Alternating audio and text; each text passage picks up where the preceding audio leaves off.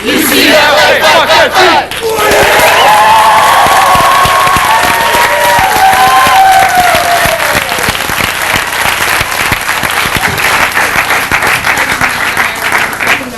Well done.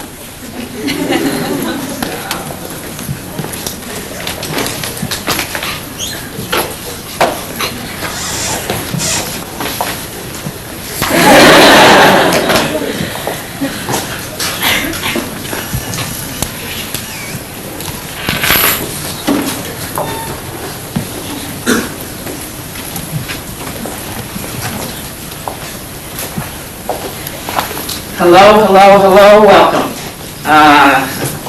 This is a really big day, and we've been fired up for this for all week. Coach, you speak all over the country, and I just want you to know that we're absolutely thrilled to have you speak to your home team crowd. Go ahead.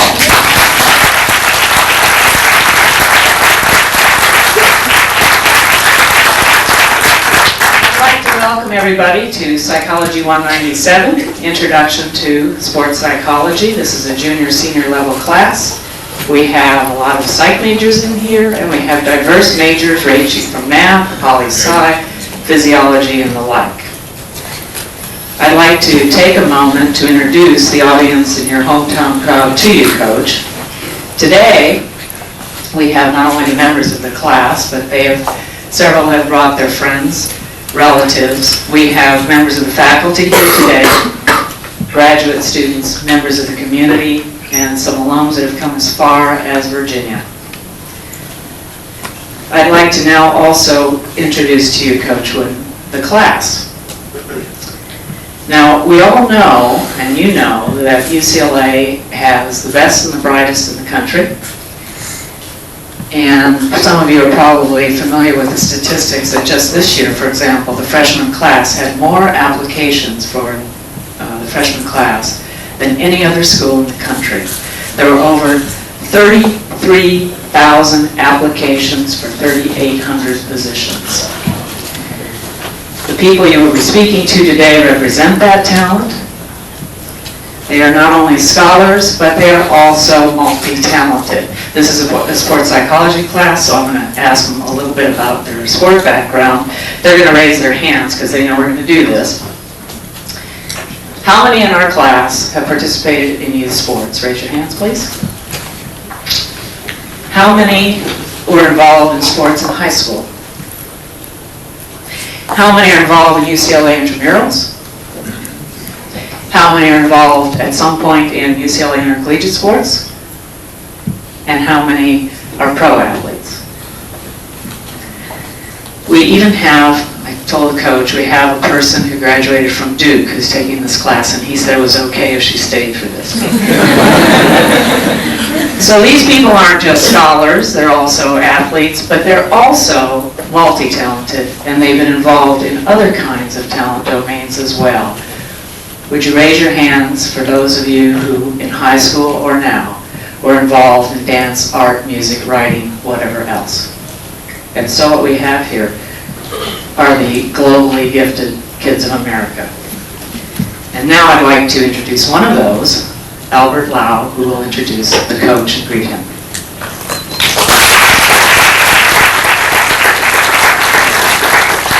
It isn't often that you get a chance to see a living legend in person, so it is my privilege to introduce our guest today. Our guest played on one Indiana State High School basketball championship and 2 national championship teams at Purdue University. Of his 40 years as a teacher and coach, he spent 27 years at UCLA. Here he compiled 4 undefeated seasons. He coached UCLA to an unprecedented 10 national championships, including 7 consecutive. His Bruin teams captured 19 conference championships with an amazing 149-2 record at Pauley Pavilion. He's the only person to be inducted in the Basketball Hall of Fame as both a coach and a player. One of his players has remarked about him that he's the greatest basketball coach of all time, but what I learned from him had much more to do with living life than with playing ball. Ladies and gentlemen, please join me in extending a warm welcome to Coach John Wooden.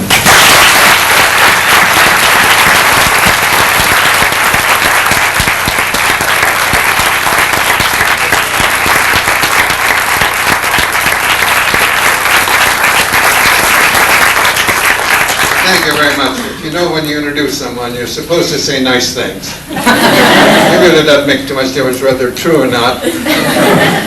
But it does behoove the person being introduced to try to keep things in proper perspective. I would share with you something that's helped me keep things in a little better perspective than you might have otherwise. In 1946, I was discharged from the service at the end of World War II and resumed the teaching position that I had held at a high school in South Bend, Indiana, prior to my enlistment in 1942. And that spring of '46, I was invited to a neighboring city, Elkhart, to speak at a dinner in which they honored anyone within the school system that had received any special recognition during that year. And you know that they still remembered that 25 years later, because in 1971, this little item appeared in the Elkhart Daily Truth. It's the custom of the daily papers in the smaller communities back in Indiana to have something in there under the heading of 1 year ago today, 5 years ago today, 10 years ago today, something that someone felt was of some little significance within the community.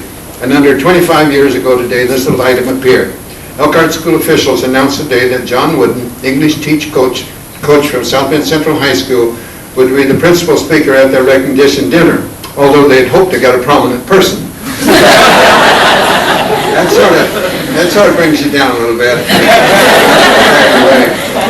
Now, really, I was not sure. I don't know why, just because I'm getting a lot older, I guess, but I didn't realize, and I had the idea that this was going to be a class of perhaps 30.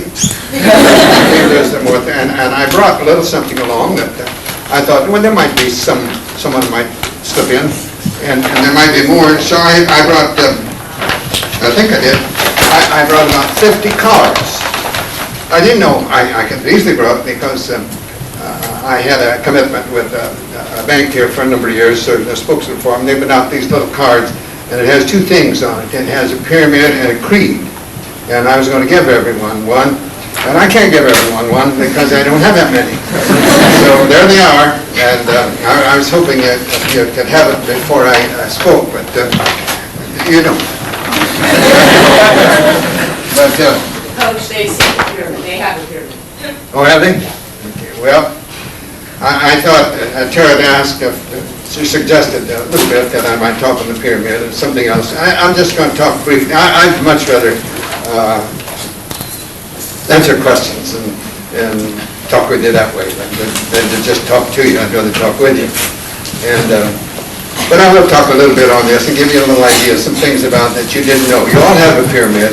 What's the most important part of this pyramid in your opinion? May I ask someone? Let me ask. Somebody raise their hand. I'm going to ask you what to be the guy. Hard work. Nope. That's not the most important part. Very important. There are a lot of important things, but there's one. What is it? Enjoyment of the sport. No, that's important, but that's not. There's one thing. It's the definition of success. The definition.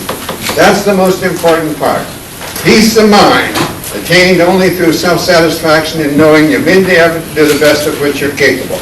That's important. That's why this came about, is because of that. As a teacher, I was a little bit disappointed in my early years with the parents of my English students who wanted their youngsters to all get an A or B. And if they did get an A or B, they, in one way or another, might make the teacher or the youngster feel that they'd failed. And everybody couldn't get an A or B because Lord's infinite wisdom didn't treat us equal as far as intelligence is concerned, as far as size is concerned, as far as appearance is concerned. I had youngsters who didn't get an A or B, I thought did very well. I had youngsters, maybe in some cases, that got A or B could have done better. So I didn't like that way of measuring. Now, nor did I like the way that alumni measure the success of coaches and teams. And they have a very, very concrete way there. They use the percentage method. And here at UCLA, I found out that if you win them all, if you don't lose a game, you're considered to be reasonably successful. Not completely, because we did have a number of years where we didn't lose any, but we didn't win some of them by the margin that some of our alumni had predicted. And I sometimes felt that they had backed up their predictions in a more materialistic sort of way. But they were doing that back in the 30s, so that's no change today. But I didn't like that way of measuring, so I wanted to come up with some idea of my own. And so I came up with this definition of success, which was a result of two or three things. My dad, I was raised on a farm, a small farm in southern Indiana, Dad tried to teach me and my brothers that you should never try to be better than someone else. You have no control over somebody else. You should never try to be better than someone else. Learn from others, oh yes. And never cease trying to be the best you could be. That's under your control. And if you get too involved and concerned and engrossed into things over which you have no control, it will adversely affect the things over which you have control. That, and which I didn't get at the time because that was long before I came up with this pyramid, this definition of success. But then I ran across a little verse in the middle of 1930s too. It said, "At God's footstool to confess, a poor soul knelt and bowed his head. I failed," he cried. "The Master said, thou didst thy best." That is success. I believe that. I think when you do your best, and only you as an individual will know, you can fool all others. It's like reputation and character. Your reputation can be something different from your character because that's just what others perceive you to be, while your character is what you really are. So only you can judge, in my opinion, whether or not you have been truly successful. I think coaches and teams can be very successful and not win all their games, and they can be less successful when they might have won all their games.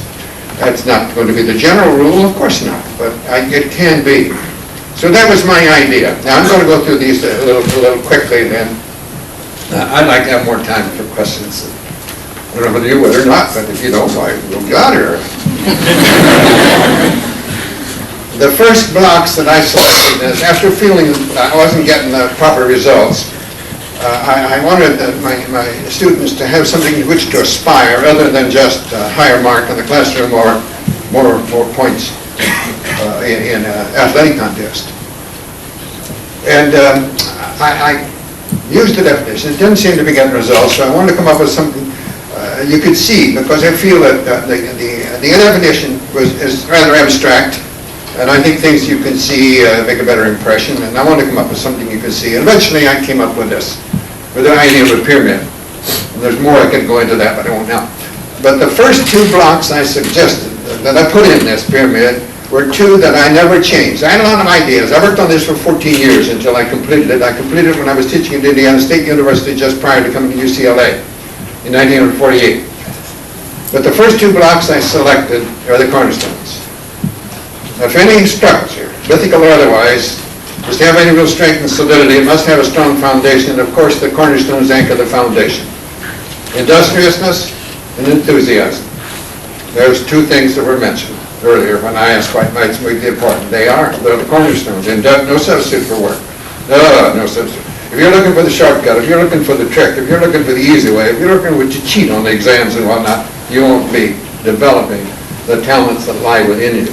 There's no substitute for hard work, absolutely. Gardner Rice, a great poet. I love poetry. Great sports writer. I think he was the best. And he wrote something called How to Be a Champion, and he said, you wonder how they do it, and you look to see the neck.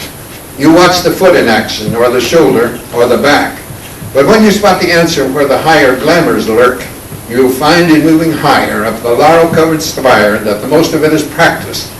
The rest of it is work. That's Gardner Rice. And I believe that. The other cornerstone is enthusiasm. You have to enjoy what you're doing. You have to enjoy it. You can't come close to reaching your own particular level of competency at whatever you're doing if you don't enjoy it. You may be gifted. You might be doing better than someone else. But if it's not close to your own individual ability, you're still failing to perhaps a greater degree than someone else that doesn't seem to accomplish as much. Enthusiasm. You have to enjoy it. You're working with others. You have to stimulate others. And you can't do it unless you're enthusiastic yourself. I think of enthusiasm. I think my first year at UCLA, when I came out here, and I attended a meeting one evening here, a gentleman speak on a topic in which I had no interest at all. And you may say, why didn't you go? It might be the same reason some of you are here. I don't know. But it was my first year at UCLA, and I wanted to do well, I wanted to make that impression. I'd already seen some of the basketball players with whom I was going to have play, and I thought it might be very well for me to ingratiate myself in some other ways, because I didn't think those players were going to do it.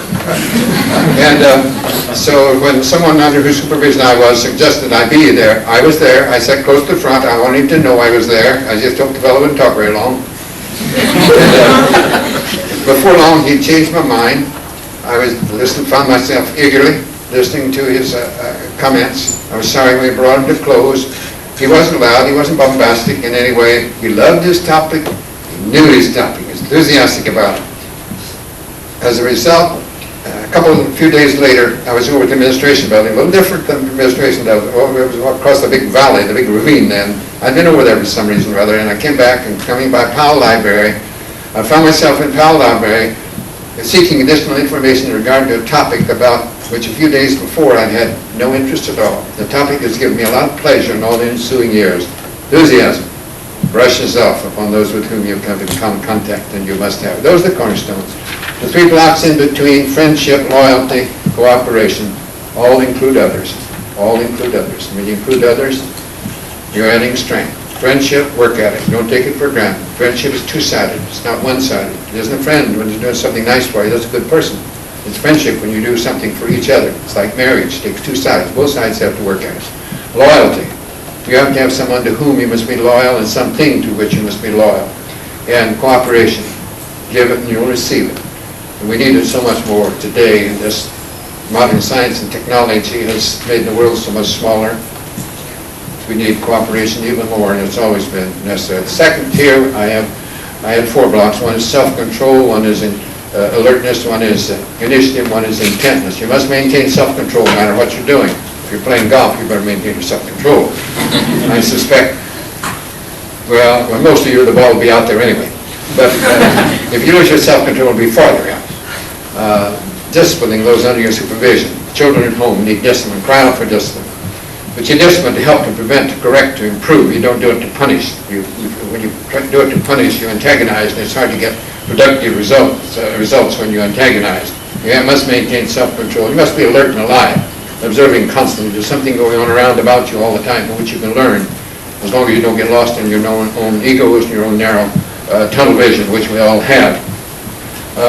You must be alert and alive. My favorite American, Abraham Lincoln, said he never met a person from whom he did not learn something, although most of the time it was something not to do. Well, that's learning just the same, but we must. Mr. Lincoln, oh my goodness, he had so many wonderful statements. He said, it's better to trust and be disappointed once in a while than it is to distrust and be miserable all the time.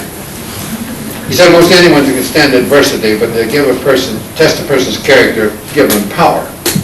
He said the best thing a father can do for his children is to love their mother. On and on. Hey, what a man, what a man. The next block is initiative. Initiative. Don't be afraid to fail. You're imperfect, you know. I hope not everybody think you're perfect, but you're not. We're all imperfect. We're going to fail on occasions. But that shouldn't deter us from action or fear of failure. The biggest failure of all is failure to act when action is needed. You must act with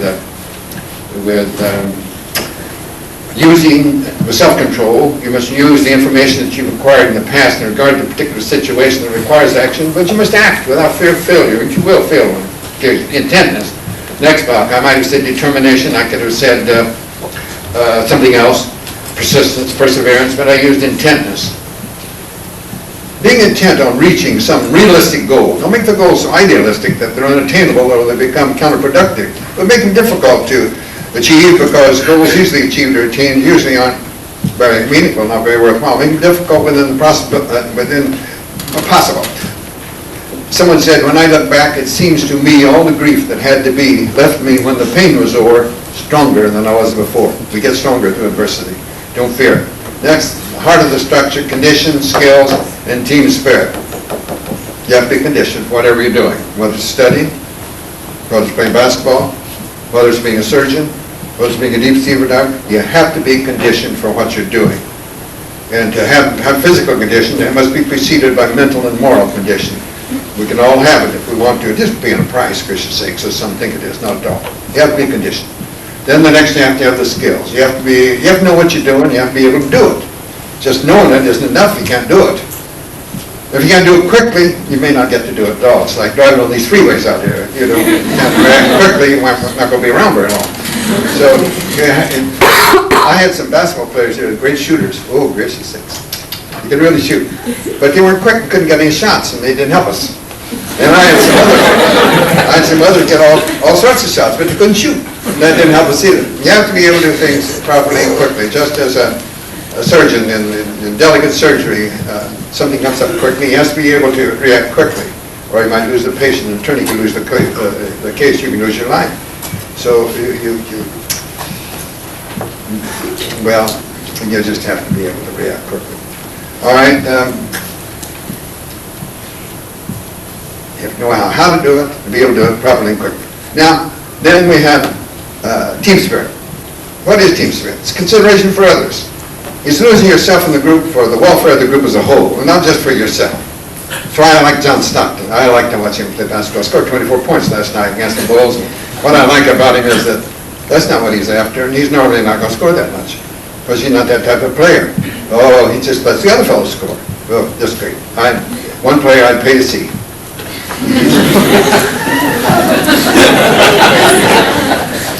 All right. You must lose yourself in the group for the good of the group. Consideration for others. We need that. We need it in the world today, not just athletics, gracious sakes. We need it in the world. We need it among the heads of state throughout this troubled world of ours.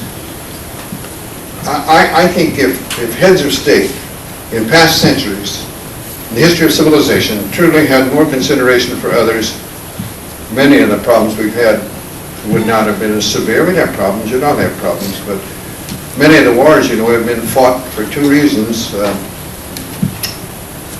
Religion, or race. That's sad.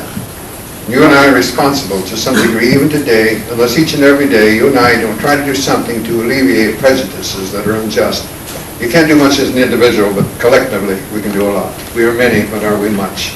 Not until we collectively. When I think of that war, as I mentioned, I like poetry. I like poetry. Did you get that idea? Or I did. My master's thesis is on poetry. In World War I, well, I should go a little further. In the 60s, I found myself deeply troubled. I was critical. Oh my goodness! I was critical of young men in our country. They're running off to Canada or the Scandinavian countries or elsewhere, avoiding the draft because of that Vietnam situation, which I didn't understand then nor now. But I didn't want my grandsons to run away. If they're called, I wanted them to go. I just hoped they wouldn't be called. But oh, gracious, I was critical of those that were running away. And criticism is like jealousy. It's like envy. It hurts you. It can become cancerous within you. And perhaps that was happening to me. And I made a trip across country, and I picked up a magazine on the way back, and I saw something in this magazine that I hadn't seen before.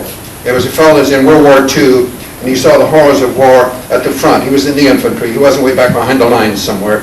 And after one terrible battle between the Allies and the Germans, they're shelling back and forth, and a lot of casualties, many killed and wounded. And then there was a lull. Probably each side bringing up more ammunition from the rear.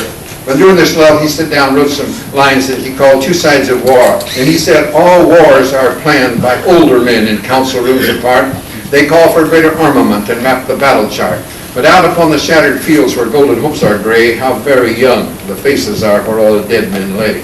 Holy and solemn in their pride, the elders cast their vote for this or that or something else that sounds the war-like note. But where sightless eyes stare out and gone are all their joys, I've noticed nearly all the dead were hardly more than boys. Average age of our fatalities in the teens. Considerably older people send them their deaths. Perhaps necessary. I can't get into that. All I know is I'm glad I made that trip. It helped me get rid of that criticism of others and that which was hurting me. Probably you didn't realize it, but I'm sure it was. Just above those three blocks, I have next to blocks poise and confidence. You have to have confidence. You have to believe in yourself. You don't believe in yourself, you shouldn't expect others to believe in you. And you have to have poise. What is poise? Well, I like to make up definitions, and I made my own for that poise. Poise to me is just being yourself.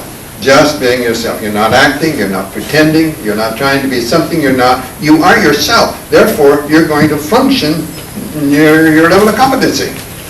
Can you have poise and confidence that's real? It's not whistling in the dark? Not false? Yes, you can. Easily acquired? No. They're good qualities, so they should be easily acquired. Well, how can you have poise and confidence? By being industrious, by being enthusiastic, by being friendly and loyal and cooperative, by maintaining self-control, being alert and alive and observing constantly, having initiative and not being afraid to fail, by being intent and determined and reaching realistic objectives, by being conditioned for whatever you're doing, by being able to execute not only properly but quickly and being viewed in consideration for others. Then you're going to have poise, you're going to have confidence, you'll be real, and they'll make you competitive. The last block. competitive greatness, enjoying it when it's most difficult. There's the greatest fun and the joy, and the greatest joy and greatest satisfaction is being involved in a difficult situation. There's no great joy in doing things that everybody could do, and yet in our daily lives, most of the things that we do are simple, that most anyone can do them, and should be done to the best of our ability, but there's not the joy that comes from those that there will come from being involved in a very difficult situation. Competitive. Beyond the winning and the goal, beyond the glory and the fame, he feels the flame within his soul, born of the spirit of the game. And where the barriers may wait built up by the opposing gods, he finds a thrill in bucking fate and riding down the endless odds. Where others wither in the fire or fall below some raw mishap, where others lag behind or tire and break beneath the handicap, he finds a new and deeper thrill to take him on the uphill spin, because the test is greater still, and something he can revel in. The competitor, the great competitor, revels in when it's difficult.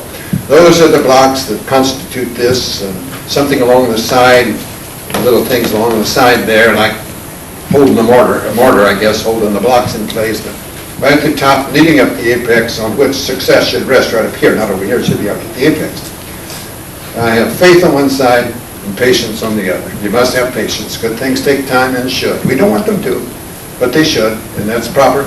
And we must have faith that if we do the things we should do, things will turn out as they should. That doesn't mean that they're going to turn out just the way we want them to, because we'd like for things to turn out the way we want them and not do nothing about it. And things shouldn't be that way, and life isn't that way, and that's not the way it should be. So that's, very quickly, the pyramid as I see it. Now on that little card, and there's no little, the pyramid is a creed. It's a 7-point creed. My dad gave me this 7-point creed when I graduated from grade school. We had a little graduation from grade school. We put on our best overalls, and at least the patches would be clean, and we had. And Dad gave me a little card, and on one side there was a verse, and the other side was the 7-point creed. The verse said, 4 things a man must learn to do if he would make his life more true: to think without confusion clearly, to love his fellow man sincerely, to act from honest motives purely, to trust in God and heaven's security. Not a bad creed, it's just the verse. But on the verse, the 7 points in the creed, all he said was, son, try to live up to these. I wish I could say I lived up to them, and I can't. I tried. Sometimes I didn't try hard enough, though. But there's 7 points. Now, I can talk a lot on each one. I'm not going to do that because I want to get the questions. Number 1 is be true to yourself. Be true to yourself. Do you have any Shakespearean scholars in here? Shakespeare? Yeah, there's 6. Well, there's some Shakespeare scholars in here. In one of his immortal tragedies, he has one of his characters speaking to his son. Polonius is speaking to his son Laertes, who's going out in the world, on his own. And Dad feels he ought to give him some fatherly advice. He knows probably going one ear and out the other, but he still feels that he should give him some advice. And he says to his son, neither a borrower nor a lender be, for a loan oft loses both itself and friend, and borrowing dulls the edge of husbandry. This above all to thine own self be true, and it must follow as the night the day. Thou canst not then be false to any man. Be true to yourself. Help others. Great joy. There's no greater joy than doing something for another when you do it without any thought of something in return. If you're just doing it for something in return, you can get certain satisfaction out of it, but you can't get real joy. It's when you do things with no thought of something in return. The next one is, I mean, I have these in order here. The next one is drink deeply from good books. Drink deeply from, a lot of good books. A lot of bad books out there too, a lot of Germans out there. A lot of good books. Read deeply from them. And, read the good book. Yeah, read it every day. And then is make friendship a fine art. Work at making friends. Don't take it for granted. Work at it. Another one is make each day your masterpiece. That's the way I tried to teach. That's the way I tried to teach basketball at UCLA. It's the way I tried to teach baseball and tennis and English and things that I did for it. I taught all those before I came to UCLA. I came to UCLA, I taught basketball. I was on vacation practically all the time. Make each day your masterpiece. Just do the best you can every day. No one can do more than that. You may not equal as far as ability, but you should make each day your masterpiece. And whatever you're doing, just do the best you can, and you'll make a little improvement each day. You're not going to make a lot of improvement on any one day. A little bit, a little bit, a little bit. Before long, you've made a lot. So make each day your masterpiece. Extremely important. Build a shelter against a rainy day. Build a shelter against a rainy day. Not a material shelter. I don't think Dad was thinking of a material shelter. Something that's more lasting than internal shelters. Don't build a house on the rocks. Make it eternal. Something that be everlasting. When Socrates was unjustly imprisoned and facing imminent death, he had great serenity about him. He just had great peace and serenity, and his jailers, they couldn't understand that. They just couldn't understand it. Here's a man facing death unjustly, and he has great serenity. And they couldn't understand. These jailers were mean people. They were the meanest probably on the earth. And they said, "Where is you preparing for death?" And Socrates' simple statement was, "I've been preparing for death all my life for the life I've lived." That's building a shelter against a rainy day. And the last of the 7 points is pray for guidance and give thanks for your blessings. We have something for us to be thankful for. We all have so much for us to be thankful for. We take those things for granted. We don't really show by our actions how grateful and thankful we should be for all the things that are on around about us at all times for which we can be thankful. I'm not going to talk anymore about those things. I'm going to start right now if it's okay. I'll take questions. We have one over there. Your book, They Call Me Coach. Yes. Eddie Pawlowski. Eddie Pawlowski. Eddie Pawlowski. Changed his name to Powell. Changed his name to Powell, and in '72, I guess when this was published, he was city manager of Placentia. That's correct. Right. So, according to the book here, he said, "Coach, I can play." That's right. Well, and he was a bad practice player. That's right. And to shut him up, or to kind of keep on good standing for the baseball team. Oh, yes. One yes, of the two, yes. or both. Yes, yes. You said, okay. And you called his bluff and said you're starting tomorrow night or whatever against a very powerful team. That's true. And he not only played well, he played great. Yes, he did. And the rest of the year and the year after that, most valuable player and all that. That's correct. And after that, you never did that again. You never, according to this book anyway, you said, you know, if you don't practice well, you're not going to play. That's right. Can't be smart all the time, you know. Right. My question is, like, was your conviction that people who practice well, play well, was that more important? Yes. The ones who practice well should get the opportunity. Then if they don't produce, then you come in with somebody else. So it was a fairness issue with you? Well, we played that particular, I was teaching in South Bend, we played a very fine team. There were 3 teams in the state that were considered to be the best basketball teams in the state, and we played the other 2 on consecutive nights. And we were one of the 3, and we played over in Gary, Indiana, and we had a tremendous game. And we came through with a couple of points of victory, and we were in a restaurant having something to eat afterwards, and Eddie said, he had to sit over by himself, with his head down. I didn't like that. I went over and chided him a bit, and he said, "Coach, I know I can play if you let me play with Eddie and Jimmy and George. All I get to play was the rinky-dinks. I don't get a chance to play with the good players." And I thought, well, that's what the other players say about you, too. But I didn't say that. And he said, "I know I can play." Well, I knew he was a great competitor because he was also the second baseman on my baseball team. He was a clutch hitter, good hitter. At a good arm, I could even bring him in as a relief pitcher for an inning at times. And great competitor. And I didn't want to lose him for the baseball season. And so I said, "Okay, Eddie, I'll start tomorrow night." We were playing Fort Wayne Central, and Fort Wayne Central had a player this is a long time ago. Armstrong was his name, and he was considered the #1 player in the state. And later made All-American, went to Indiana University. I don't know why he went there instead of going to Purdue, but he did go to Indiana, and he made All-American. And I said, I'll start you tomorrow night with the others. Then I thought, well, I'll really fix you up, and I'll convince you in a hurry, and then we'll both be happy. I'll put him on Armstrong, playing guard Armstrong. Well, he held Armstrong to the lowest points I think he'd ever scored, and he scored well for us. And did well, and they started every game from that point on. So the writers, the brilliant writers, you know, they said, "Boy, you were really smart. You held him out to the right time, didn't you?" That's true. That's a true story. It is. Then became a city manager over at Placentia. If you go over over to Placentia, you'll find a John Wooden Drive over there, and then you'll find a Nell Circle. My wife was Nell.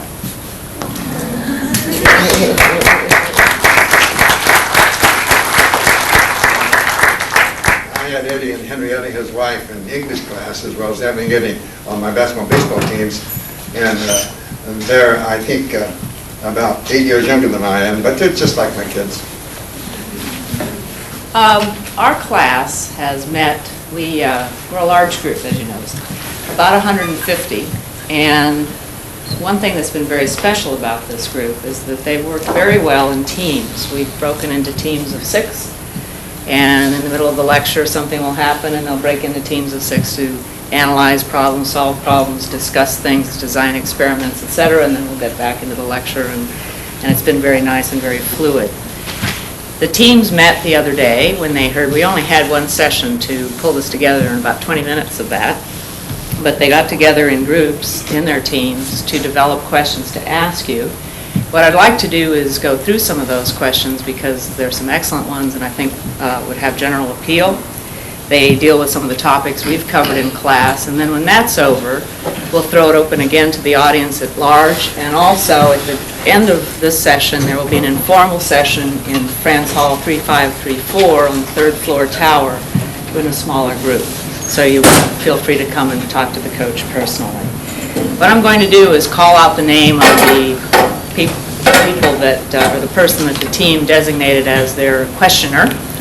And the first one deals with character or moral development. Sarah, are you here? Real loud, Sarah. Introduce yourself and stand up and talk real loud. I don't hear too well. I'm Sarah Graywall, and our question was, how would you change, if at all, your pyramid of success when you work with children, such as in a basketball camp? Repeat, please. How would you change your pyramid of success, if at all, when you work with children at the basketball camp, for example? I think it's very important. You don't expect the youngsters in the basketball camp, sometimes when I had camps when they're 8 years old, to probably understand as well as they get older. Neither do I expect some of the college players. When I talk to them once a year and I'd say, come in and talk to me about any questions you might have. Sometimes nobody came. Sometimes certain ones would come. I could always tell in advance who would come and who wouldn't.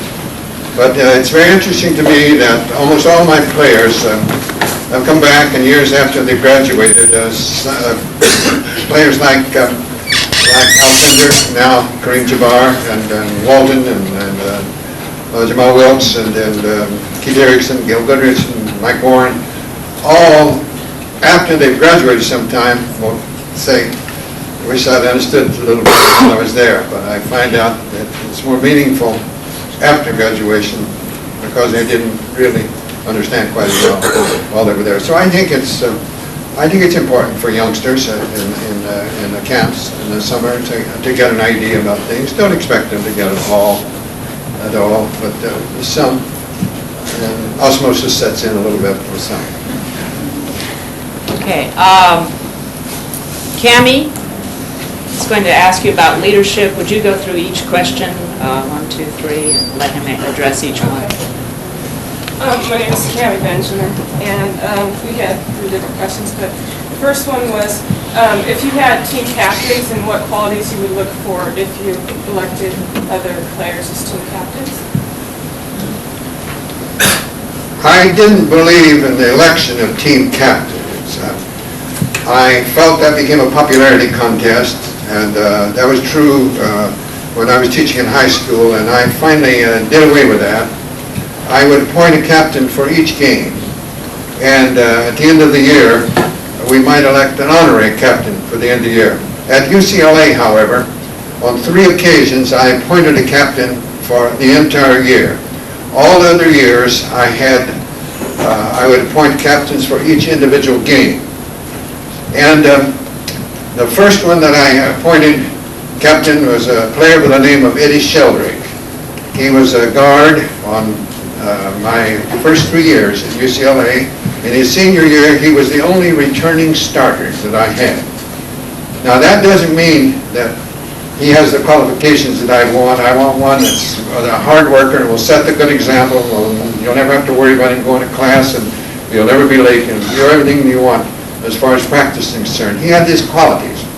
The next one that I appointed for the entire year was a player by the name of Mike Warren, who is I've never seen a smarter basketball player than Mike Warren. That includes them all. I've never seen a smarter one than him. He, too, was the only returning starter from the year before, so that worked in all right, so they accept him. And he had some pretty good teammates to go with him. We had a sophomore coming in that year. Freshmen were eligible that year. We had a sophomore by the name of Lewis Alcindor. And he was pretty good to come in with, and we had a couple other pretty good ones there, too. And then the last one was my last year at UCLA. I had only one returning starter from the year before. We'd lost 2 superstars in Bill Walton and Keith Wilkes, and we'd lost our starting guards in Grave Lee and Pete Turgovich. And David Myers was the only returnee that I had. And I appointed him captain for the entire year. So those 3 years, but they weren't elected, I appointed them. And they all had the qualities that I want. They're hard workers. They're going to set examples. They're never going to cause you a problem in any way. Perfect examples for you. So that was my belief in that. They must set a good example for their teammates. There must be one that the teammates are going to look up to, and they might not necessarily like them, but in captains, I might tell you a story here about one of the individuals that you might know. Are many of you familiar with a chancellor here by the name of Peter Blackman? How many know Peter Blackman? Gracious sakes alive, there's a chancellor here, you know. He's in charge of all these buildings and whatnot and everything. He was playing when I appointed captains, and we played in Houston. And things were kind of tough in Houston. They wouldn't let us stay in the hotel because I had some Afro-American players, and they wouldn't let us stay in there. And so they weren't treated very well in the game. And after the game, Peter, who I appointed captain, he said, "Coach, I'd like to ask a favor." And I said, "Well, Pete, if I can grant it, I will." So what is it? He says, "Never make me captain when we play away from home." And I said, "Well, Pete, if you don't want me to make a captain, I won't make you captain at all at home, right?" "Oh, no, it's all right at home," he said, "but I don't like to be made captain away from home." And I said, "Why?"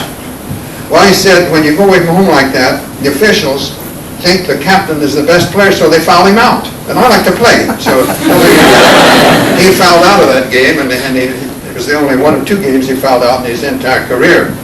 So Pete, he's brilliant, always thinking, you see, and that's why he's one of the chancellors here. Okay, our second question was, what was your biggest challenge in successfully leading players from such diverse backgrounds?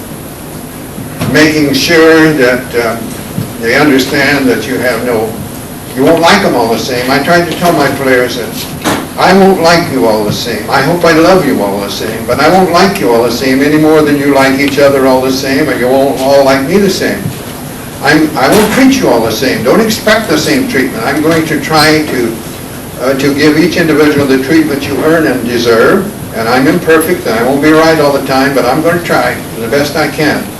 So I wanted to be up front with them completely, and I hope I have no favorites. Some of you may know, and maybe I shouldn't say this, but I received quite an honor. A couple of years ago, I received the Icon Award here, and Art Linklater was the master of ceremonies, and he said we're never going to get Coach Wooden to speak his all-time team. So he said, since he won't do it, I've been doing it for him. And he said, now I have them all here, and out they came. Who were they? Anybody have any idea about who they were? My 11 great-grandchildren. That's my team. It wasn't Alcindor or Walton or those guys. It was my great-grandchildren. So I think you just have to, the players must understand that you're working together. They're not playing for you. They're all working together for the common goal. It's like anyone in a supervisory position, if you make those under your supervision feel they're working for you rather than with you, I don't think you'll get as good of a response from them. And the last question was, what leadership qualities are necessary to be a successful coach? I guess you went through your pyramid, that probably answered it already. That's part of them, but there are other things. The ability to listen. That's the only way we learn is through listening. When we read, we're listening. We're listening. And you must listen to others. I think the players know that you listen to them. I made the comment recently, I wrote an article for the New York Times in regard to Larry Bird, who was selected as the NBA Coach of the Year this year, and I said, I thought one of the reasons that he had success, and you know, it's great players have seldom made great coaches, and he certainly has had a great year in this first year as an NBA coach, and I think it's because he listened to his players. He mentioned, I've read about this, and I mentioned in the article I wrote that Reggie Miller, who's a rather strong-willed individual, and after a timeout, he wanted the place set up for him, and next time they came down the floor, they were actually on defense at the time in the play, and he set it up for me, and Larry said, okay, stop your man on defense, and we'll set it up for you when we get on offense. Instead of berating him for trying to tell the coach what to do, he just took it and said, you do that, and you do this.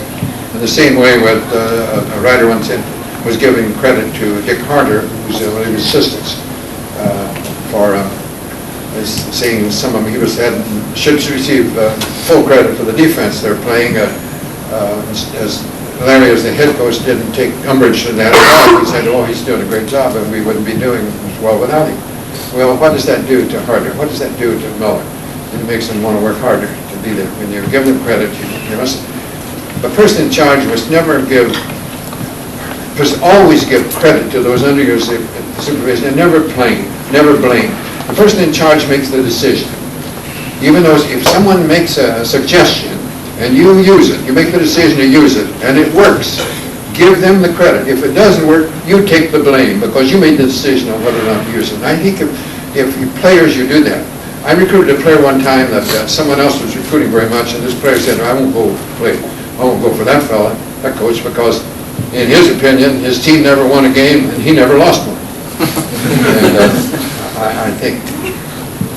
I think this player was right about that guy. I'm not going to name him. There are two questions here that Gabe's going to ask that weren't necessarily directly related to topics we covered, but I thought they were things that people would be very interested in. Gabe? First one, what did you love about coaching? What was like the thing that kept you into all those years? I love to teach. I think I was a teacher. I think I tried to follow the laws of learning. Explanation, criticism, demonstration, correction of the demonstration, imitation, the repetition.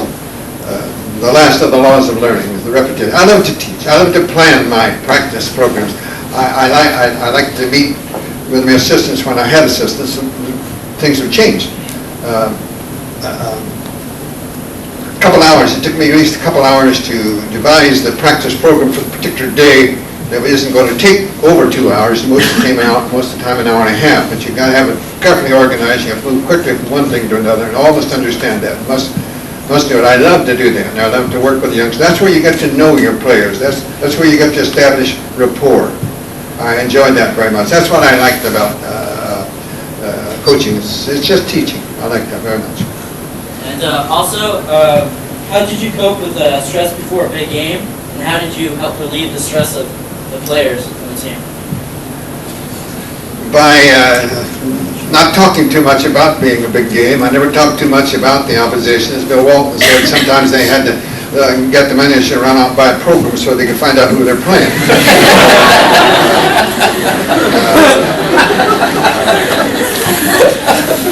You tried to relieve my pressure. I wanted every game to be the same, whether it was just the first game of the season or if you're playing for the national championship. It's a game. I tried not to putting pressure on them. I had things that I tried to do. I never wanted excessive exaltation when we won a ball game, and I didn't want excessive dejection if we did not win a ball game. I wanted, you can be dejected, you look in the mirror and you know whether you can feel good or whether you feel bad, regardless of the score. I tried to get that across. I tried to avoid peaks and valleys. I think for every peak there's a valley, but I didn't want peaks and valleys. I wanted to stay as close to an even keel. Yeah, I can't stay on perfect, even, and then you're going up, you want to go up all the time, but it's not going to be like that. It's going to be, you're going to be knocked back a little, you have to go up again, but you never quit. And I love to teach. I love to teach English. When I taught English class, I love teaching. Omid is going to ask about aggression. My name is Omid. Looking at basketball in the past 2 decades, how much has aggression increased? What has led to this increase in aggression, and what could you do to deal with it? The most important profession in the world is parenting. That's where most of the problems come from. They want to blame it on the teachers after they get out, but it's the parenting. If the parenting is proper before they ever get into school in the young age, then there will be no problem. Aggression. No one ever tried to choke me.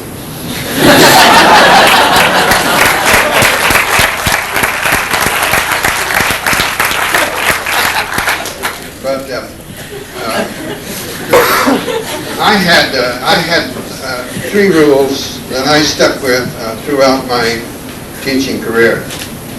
I had, in my early years of teaching, I had a number of rules and a few suggestions. My latter years of teaching, I had a few rules and a lot of suggestions, where it was the reverse early. But 3 things that I stuck with is on time. You must be on time. Bill Walton will tell you when he wasn't on time, he didn't make a trip. I stuck with it. Doesn't matter who it is. No matter who it is, you're on time. For practice, if you're not on time for practice, you don't get to play. And being on time means that not to run in and come out on the floor carrying your shoes and putting them in up. You've got to be dressed out there ready when you on the time. That was one thing. Be on time. The next one was never criticize a teammate. Criticizing a teammate, I'd say that's my job. I'm paid for it, pitifully poor, not like they are today. and it's not true. Never criticize a teammate. And the third was no profanity. One word of profanity and you're off the floor. For practice of a game, you're going to come out. For practice, that's for the day. But you come back the next day. Don't harp on it the next day. Take care of it when it happens, just as I think with our children at home. When they make a mistake and they're gone, they're imperfect, and you correct them at the time it happens. Don't have mom say, wait till dad gets home. Mom should correct them right then, and not put things off.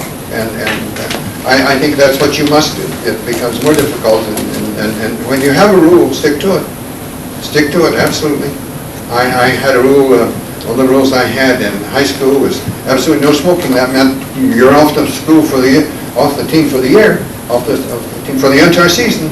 And here, my only center I had, the best player I had, sure, again, it's college. I'm talking about one time, some cigarettes dropped out of his pocket. I'm talking.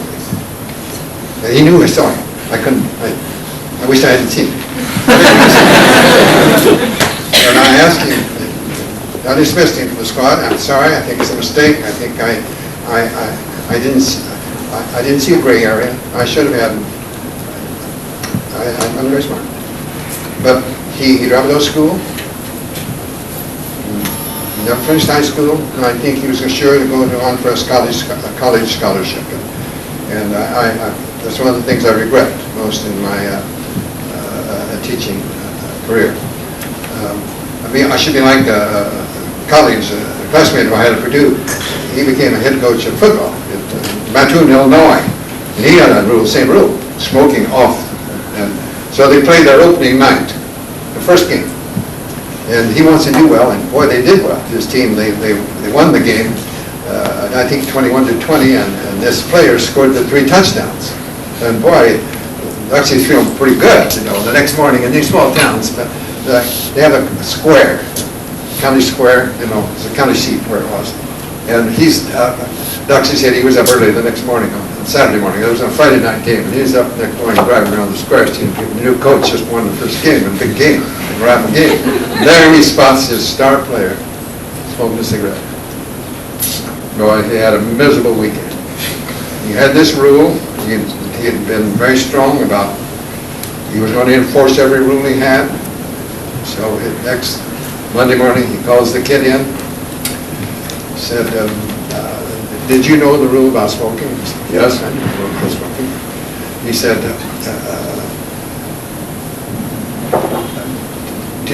why were you smoking?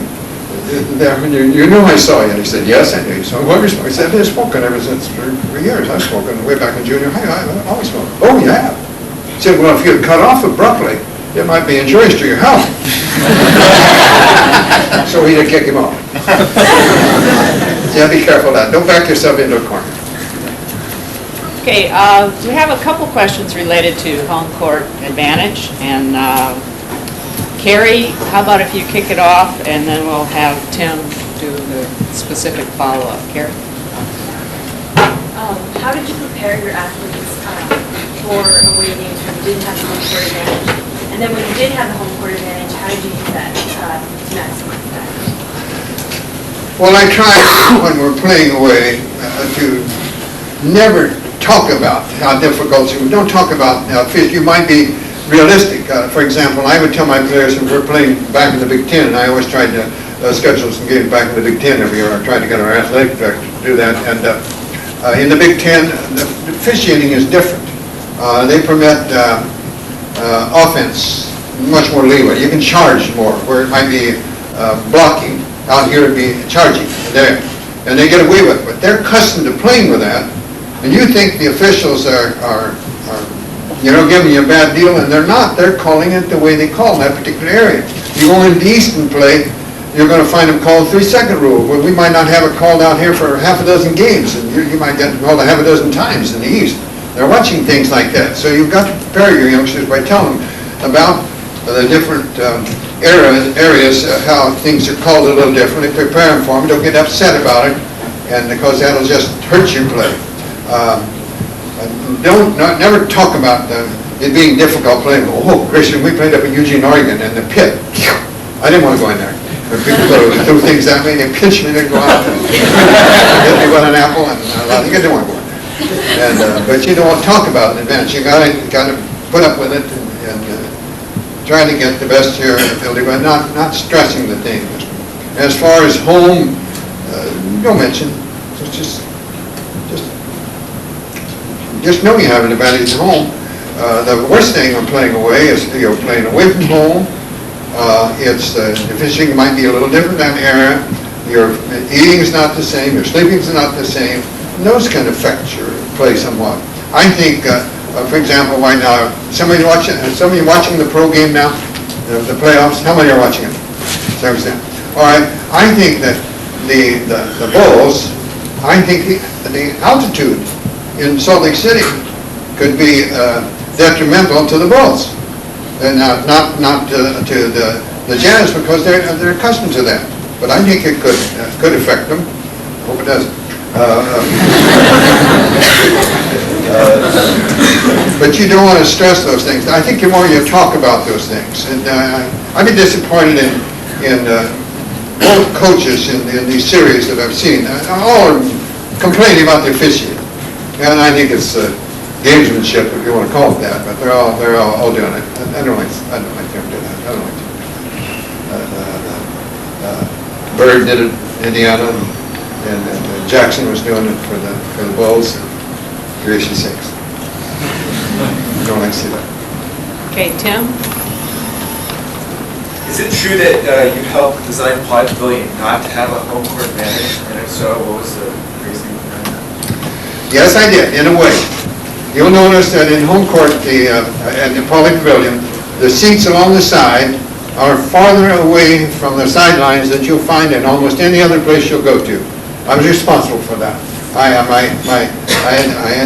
That's one of the things when I won with my director, J.D. Morgan, who won a tremendous director, but very strong. And that's why maybe he's a great director. He was. And he wanted more coaches. Oh, you're cutting out some of the most valuable seats you'll have. Sorry, cut them. And on the end, I wanted 12 feet from the sideline to the first row of bleachers. On the ends, I wanted 20 feet. Now, you may notice that at one end of Pauley Pavilion, the bleachers are farther away than the other. I'm responsible for that, too. And you may notice that the lights up there, it's not exactly in the middle. It's not over the center of the court. I'm responsible for that, too. Because I wanted a full court down at the far end. Have you seen that couple in that they're dropped down? 12-foot Bartoni drops down from up above. I wanted to have our freshmen, we had games, practicing over on a full court. Now I wanted it to be a full court, practicing while we're having the varsity practice over here. And I wanted the freshmen to start maybe a half hour later than varsity, and then when the varsity went in, they could come over and have more courts to finish the last half hour of their practice session. But that's the reason, by moving the floor down a little bit this way, that's the reason there's more room at one end than there's the other from the bleachers, and it's the reason that the scoreboard is not over in the direct center of the court. So I did that. And part of my reasoning is that, and they've done something different now, which I don't approve. Oop, I shouldn't have said that. I wanted the home dressing room to be exactly the same as the the other way. I wanted the visiting dressing room to be exactly the same as the home dressing room, and it was. It was designed that way, and it was. But they've changed it now, and the home team has taken practically all that space. And the visiting, they dress down those lockers down at the complete other end of the thing. Well, that wouldn't happen if I'd still been in. But it's all right. Somebody else thinks differently.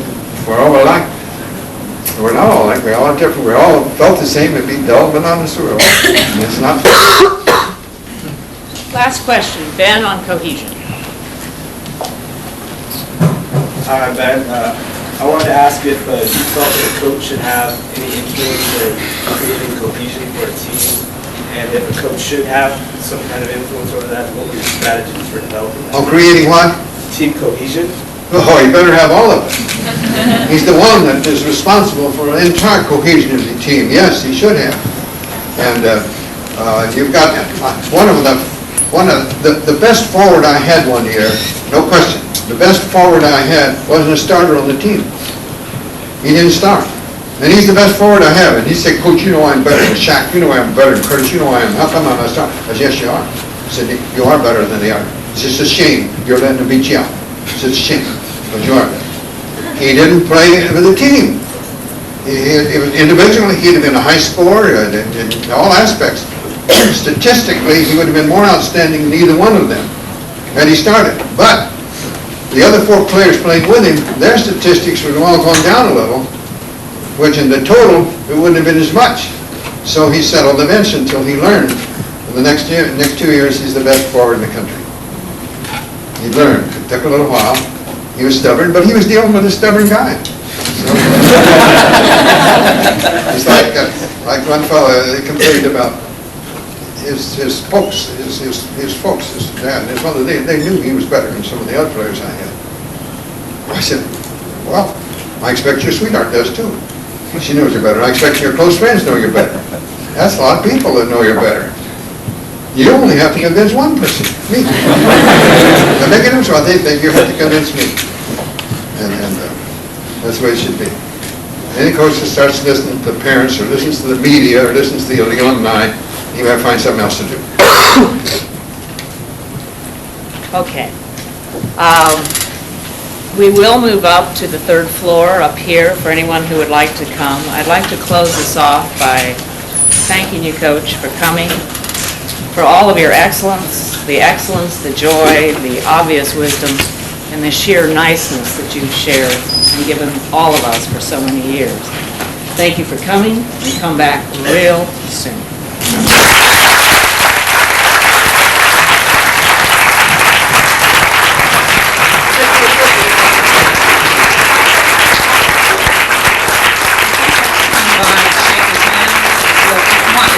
Come on down and breathe if you'd like.